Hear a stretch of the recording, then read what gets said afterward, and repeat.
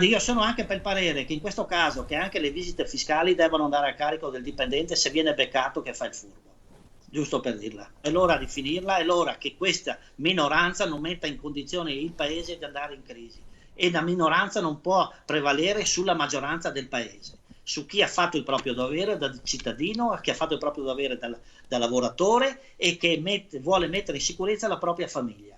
Non c'è spazio per le interpretazioni nelle parole del presidente della Camera di Commercio di Treviso Belluno Mario Pozza all'inizio della prima vera settimana di prova dell'obbligo esteso di Green Pass dopo l'esordio di venerdì 15. Sullo sfondo la stretta dell'ULSS 2 che ha annunciato controlli serrati sui certificati per malattia aumentati del 10% negli ultimi giorni, percentuale riscontrata dall'INPS anche nel bellunese. La coincidenza è sospetta. La ULSS fa bene, noi siamo assolutamente d'accordo sui controlli, sul presidio della democrazia, delle regole, perché se non si presidiano le regole ognuno poi fa quello che vuole e si rischia la deriva che abbiamo assistito in questi giorni.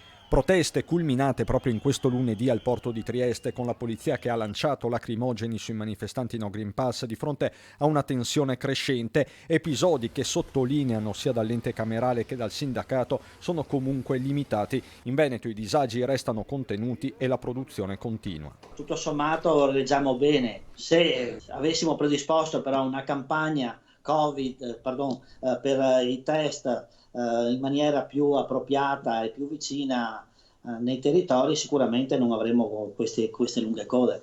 Comunque l'importante è non fermarsi.